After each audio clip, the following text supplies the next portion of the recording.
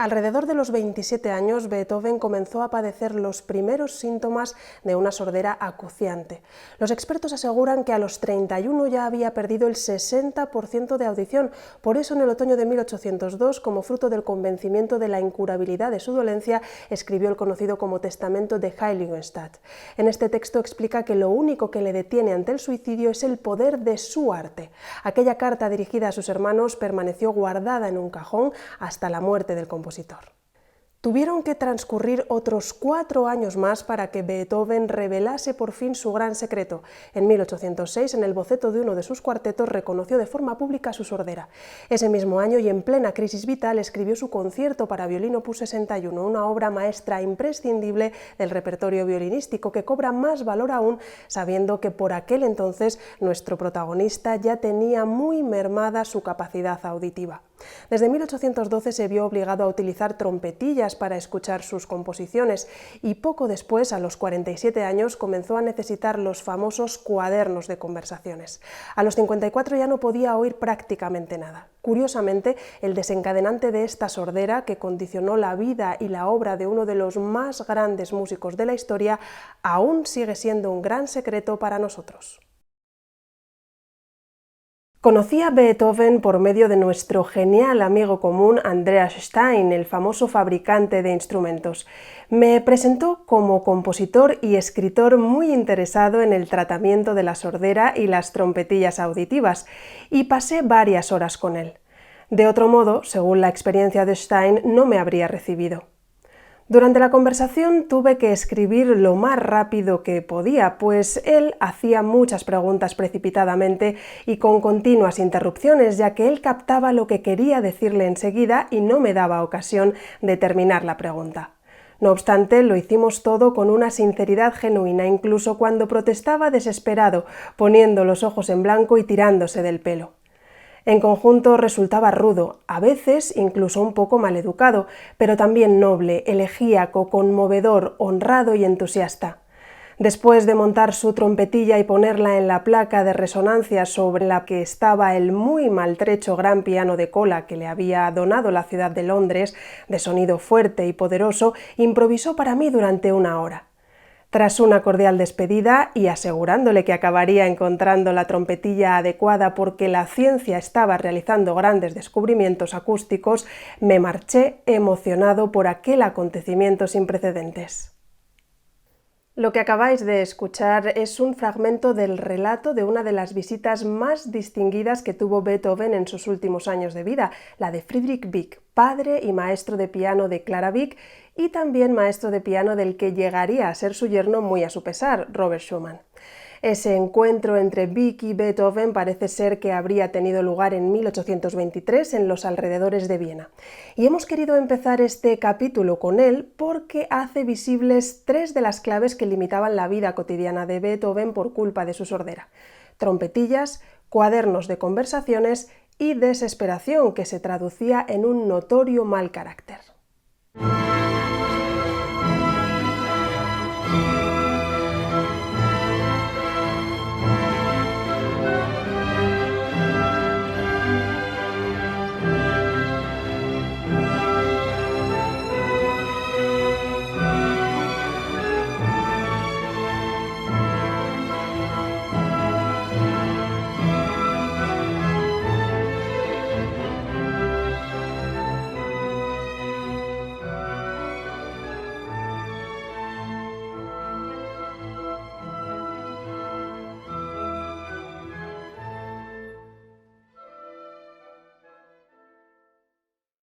En 1812, con apenas 41 años, los síntomas de la sordera se habían agravado considerablemente.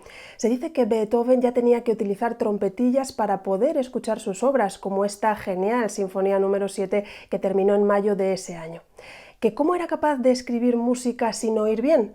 Pues porque Beethoven, como debería ocurrir con todos los compositores profesionales, tenía muy desarrollado el oído interno, ya sabéis, esa destreza de imaginar los sonidos internamente sin necesidad de percibirlos externamente, como cuando se nos mete una música en la cabeza y no podemos dejar de escucharla.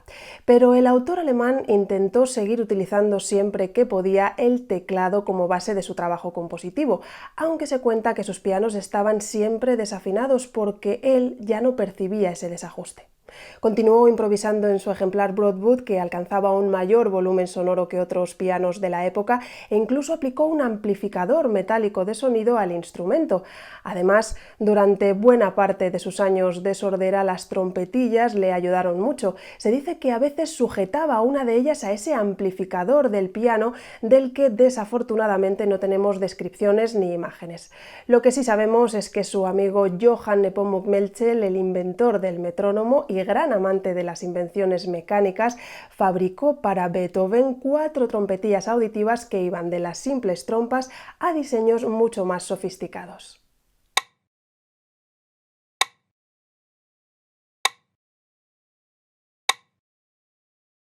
Pero hacia 1818, con 47 años, el oído de Beethoven se había deteriorado tanto que no podía entender ni siquiera las palabras gritadas a una trompetilla. Por eso comenzó a utilizar pizarra y tiza con los sirvientes y con su sobrino Karl, y los conocidos cuadernos de conversaciones cuando estaba fuera de casa o con las visitas, que escribían sus preguntas o respuestas en esas gruesas libretas de papel tamaño cuartilla que el compositor preparaba cuidadosamente para tal fin, junto con lápices de grafito. Lamentablemente, la mayor parte no recogen lo que Beethoven preguntaba o respondía. Según los testimonios de la época, su vertiginosa actividad mental no podía soportar las largas pausas que el interlocutor necesitaba para redactar, así que seguía la mano de quien estuviera escribiendo y captaba lo que estaba poniendo de un solo vistazo, sin necesidad de leerlo entero. Conservamos 139 cuadernos de conversaciones que se encuentran en la Biblioteca Nacional de Berlín y también en la Beethoven House de Bonn, gracias a los cuales sabemos quiénes eran los amigos que estuvieron diariamente con él en cada época. En estas libretas encontramos también apuntes del compositor para sí mismo, como listas de la compra, recomendaciones de libros, remedios para el oído o diatribas contra el gobierno y los tribunales. Es más, en algunas de ellas, para preservar la intimidad, escribía en francés. La cuestión escabrosa de estos cuadernos es que no podemos fiarnos enteramente de ellos, ya que el asistente de Beethoven, Anton Schindler, sustrajo las libretas del apartamento donde murió el compositor y falsificó entradas suyas en las anteriores a 1822 para hacer creer que había estado cerca de Beethoven durante más años de los que en realidad estuvo. Pero ¿qué vamos a esperar de alguien que solo se acercó al alemán buscando fortuna y renombre? De hecho, en sus tarjetas de presentación se definía como el amigo de Beethoven.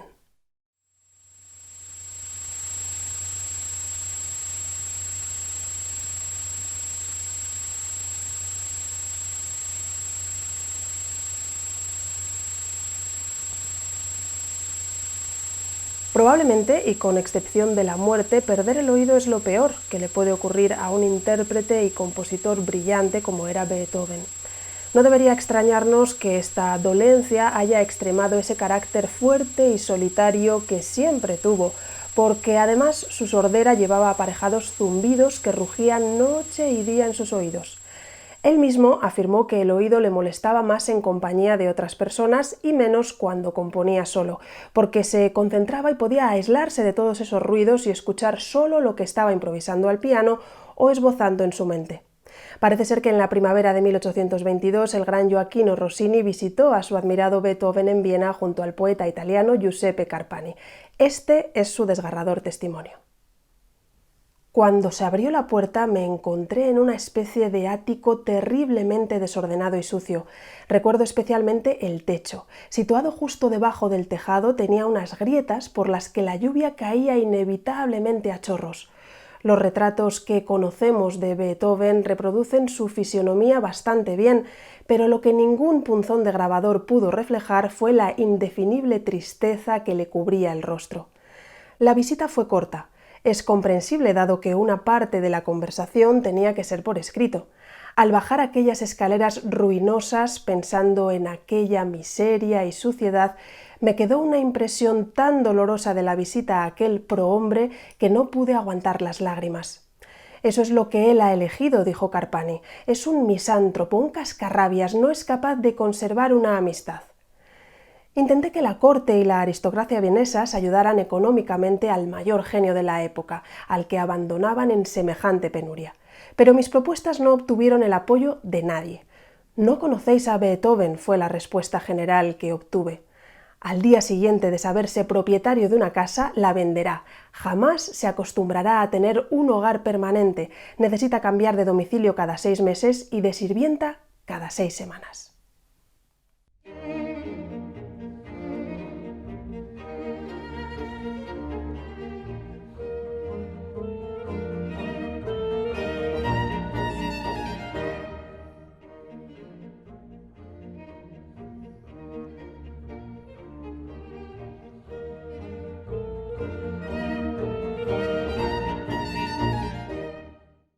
Pero ¿cuándo comenzó este calvario para Beethoven? Pues poco antes de escribir su Septimino, una de las obras más populares pero también más denostadas por el propio compositor. Parece ser que fue en 1798, alrededor de los 27 años, cuando empezó a notar la pérdida de un oído, pero pronto se convirtió en una pérdida bilateral de la audición de altas frecuencias asociada con un tinnitus severo. Se han escrito muchas teorías sobre la causa de esta sordera. No hay que olvidar que Beethoven fue un hombre, como le pasó también a Mozart, que padecía muchas enfermedades crónicas, diarreas, náuseas, cólicos intestinales o jaquecas, y se ha planteado que quizás el tifus, la sífilis, la hepatitis, el reuma, la viruela infantil o la toxicidad por arsénico, bismuto o plomo fueron la causa de esa pérdida de audición. Pero el diagnóstico más convincente hasta la fecha es una lesión del oído interno, una laberintitis o una otoesclerosis con fijación del estribo que lesionó el conocido como órgano de Corti, cuyas células no tienen la capacidad de regenerarse. Sea como fuere, Beethoven contaba así por primera vez en una carta en 1801, con apenas 30 años, cuáles habían sido sus primeros síntomas. Debo confesar que llevo una vida horrible. Durante casi 2 años he dejado de asistir a las reuniones sociales simplemente porque me es imposible decir a la gente «estoy sordo». ¿Y si lo oyesen mis enemigos, que son numerosos? ¿Qué dirían? Para que te hagas una idea de esta extraña sordera, déjame decirte que en el teatro tengo que situarme muy cerca del escenario para entender lo que está diciendo el actor, y que a cierta distancia no puedo oír las notas agudas de los instrumentos o de las voces. Por lo que se refiere a la voz hablada, es sorprendente que algunos no se hayan dado cuenta de mi sordera, pero puesto que siempre he sido propenso a raptos de ensimismamiento, atribuyen a eso mi dureza de oído. A veces apenas puedo oír a una persona que habla en voz baja, pero si alguien grita, no puedo soportarlo. Solo el cielo sabe lo que va a ser de mí.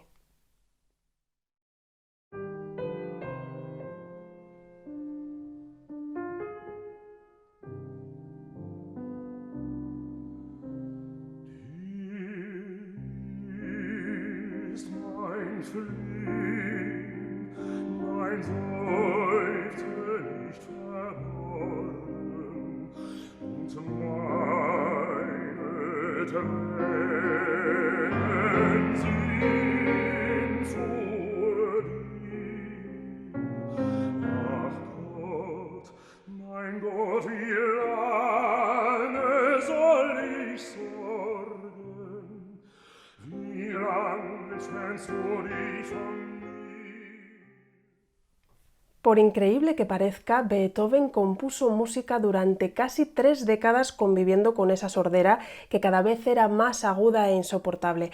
No hay otro logro semejante en los anales de la historia. Es como si Miguel Ángel hubiera pintado la Capilla Sixtina estando ciego. Pero eso no quiere decir que el gran genio de Bonn no atravesara momentos de crisis vital, angustia y depresión. Incluso llegó a planificar su suicidio, tal y como recoge uno de los documentos más legendarios que nos dejó, el conocido como testamento testamento de Heiligenstadt. Allí, en el otoño de 1802, en una casa a las afueras de Viena a la que se había trasladado con la esperanza de que descansar en el campo mejoraría su oído, escribió una carta desesperada dirigida a sus hermanos Johann y Caspar y destinada a ser abierta tras su muerte.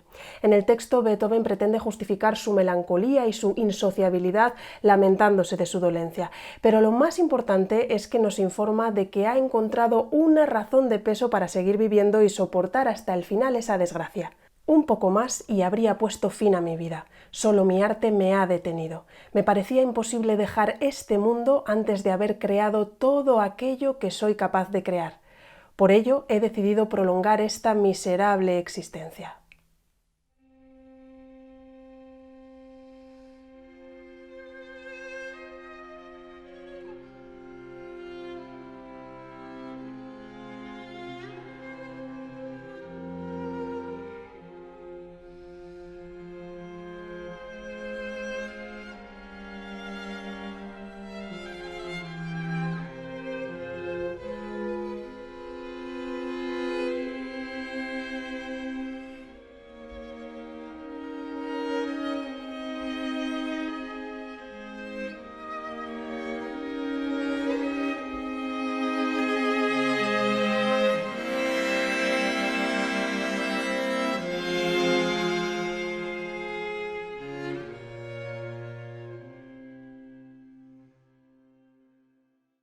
Tuvieron que pasar 10 años para que Beethoven reconociera públicamente su sordera. ¿Y cómo lo hizo? Pues en una de sus partituras, en uno de los bocetos del último movimiento del cuarteto Opus 59 número 3. Allí Beethoven escribió casi como si lo estuviera diciendo a sí mismo: lo mismo que te arrojas aquí en el torbellino mundano, lo mismo puedes escribir obras a despecho de todas las trabas que impone la sociedad. No guardes más el secreto de tu sordera, ni siquiera en tu arte. Eso fue en 1806, cuando compuso su serie de cuartetos Opus 59, más conocida como Cuartetos Rasoumovsky, en la que encontramos pasajes cargados de una profunda tristeza, como el sombrío y melancólico Adagio molto mesto del cuarteto Opus 59 número 1 que acabamos de recordar. Pero no solo en el carácter influyó la sordera en la música de Beethoven. Hoy en día nadie duda de que su progresiva pérdida de audición fue cambiando el estilo de Beethoven. Incluso se relacionan las 3 etapas en las que se divide su trayectoria compositiva con las distintas fases de la sordera. Por ejemplo, es muy posible que la música de su último periodo sea mucho más introspectiva y misteriosa porque solo podía escucharla en su cabeza. Pero por otra parte, hay estudios recientes que intentan explicar la influencia desde otro punto de vista, afirmando que como había comenzado a dejar de oír las frecuencias más agudas, iba utilizando cada vez más los registros graves en sus composiciones. Eso en la etapa media de su producción, en la que todavía podía percibir los sonidos, pero en la última etapa, cuando ya solo utilizaba su oído interno, las notas agudas vuelven a ser igual de frecuentes que en la etapa inicial.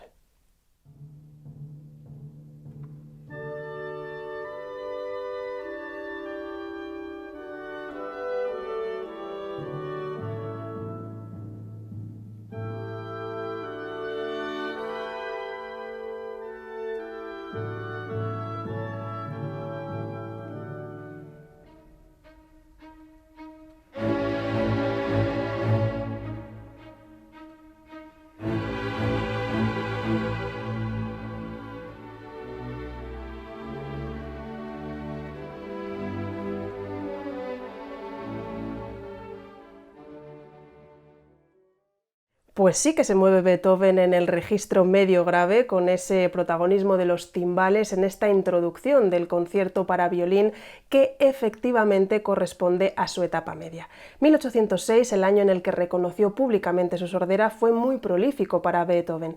Entre otras obras importantes, escribió este concierto por encargo del violinista virtuoso Franz Clement. Se ha ganado mi corazón la gracia de su arco y la ternura de su expresión, decía el compositor sobre el violinista. Las dimensiones temporales y sonoras de la obra marcan un antes y un después en la historia del concierto para violín. El primer allegro manon troppo de unos 26 minutos de duración es el corazón de la partitura. El violín solista hace su entrada con una especie de paráfrasis virtuosa o cadencia en la que ya nos ofrece una muestra de su virtuosismo, con arpegios, floreos, escalas, figuraciones rápidas y registro amplio, en este caso con énfasis en los agudos.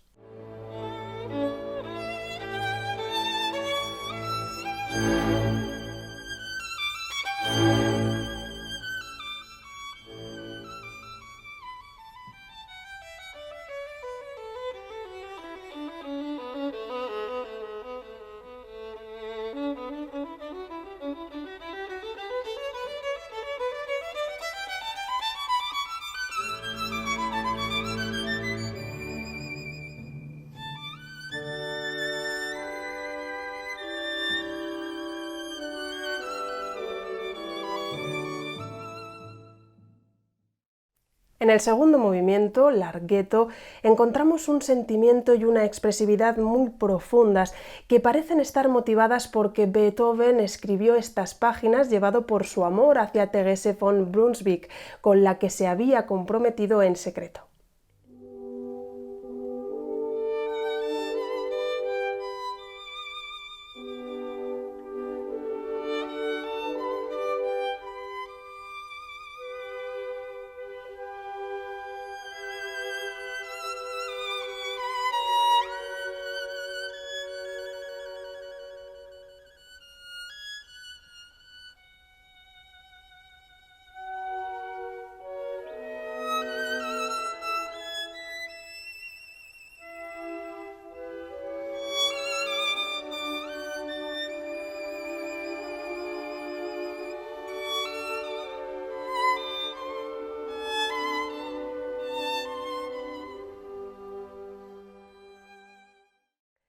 Y en el tercero, Rondó Allegro, el tono poético anterior se transforma en otro más caprichoso y desenfadado, de gran alegría y extroversión, casi con ritmo de danza saltarina.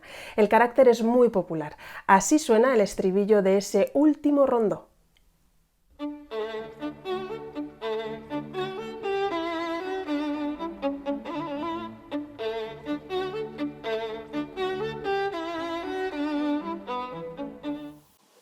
En los tres movimientos del concierto para violín de Beethoven hay espacio para las cadencias, pero no han sobrevivido las versiones propias del compositor. Por eso, los más grandes violinistas de la historia han hecho sus cadencias. Las dos que más se interpretan son las de Joseph Joachim y Fritz Kreisler, pero os vamos a proponer escuchar una versión discográfica de este concierto que intenta acercarse a las cadencias que podría haber escrito Beethoven para él. Y es que al año siguiente de su composición, en 1807, el autor realizó una transcripción del concierto para piano a instancias de su editor Muzio Clementi. Para esta adaptación escribió dos cadencias para el piano muy originales que conservamos. Podemos escuchar la versión pianística del concierto para violín con Daniel Barenboim al piano y al frente de la orquesta de cámara inglesa, como veréis en las recomendaciones del vídeo, pero también se ha grabado una adaptación violinística de la cadencia del primer movimiento en la versión que os propongo escuchar a continuación, la de la violinista Patricia Kopachinskaya, la Orquesta de los Campos Elíseos y Philipp Herrebege en la dirección. En este registro se han superpuesto varias líneas del violín para poder simular la cadencia que Beethoven escribió para el piano. Muy atentos al papel del timbal.